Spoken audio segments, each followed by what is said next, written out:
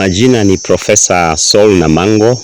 Mimi ndiye mwenyekiti wa Board of Management Hasoko High School.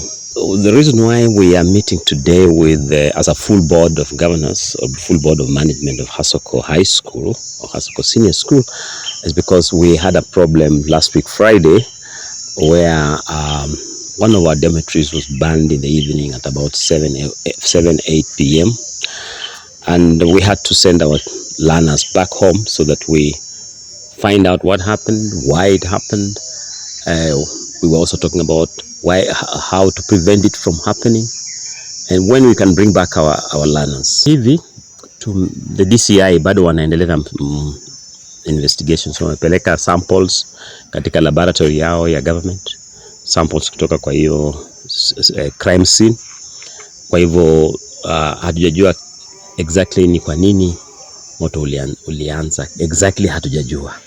Sponsors, you see, sponsors nowadays are more churches are more interested in money than in actually spiritual growth.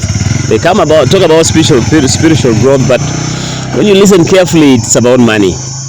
Hiyo ni shida kubwa sana. So the reason why we have a society that is evil is because we worship money. We don't worship standards, we worship money, you know. People don't think about a standard, they think about how much I'll make. And you see, the banning of dormitories is associated with a lot of things. For instance, in girls' schools, we have learned that the girls when they practice lesbianism, right? They can even they want to fight with each other because you are taking my girlfriend, and you know both of them are girls, so you fight, and the revenge sometimes can be as bad as banning a school. Parents, we have failed. Church has failed. Schools, in fact, schools are the ones trying. Unaona walimu wanang'ang'ana sana. Kama ukisikia kama ile mpangilio ambayo iko kwa hii shule ya Hasoko, vile wanalinda watoto, ningekuletea mwalimu mmoja kuambia wanawalinda aje. Unashangaa they sacrifice walimu wakapo usiku, unapata walimu 20 wana supervise different things. Mimi naitwa Saul Masinde, nikiwa mwenyekiti wa halmashauri ya wazazi PA. Kama wewe mzazi, kaa chini na mtoto wako, uongee na yeye kibinafsi. Mueleze kwa nini anafaa asifanye mgomo shuleni, maadili mema na hali ya kuishi katika hii dunia.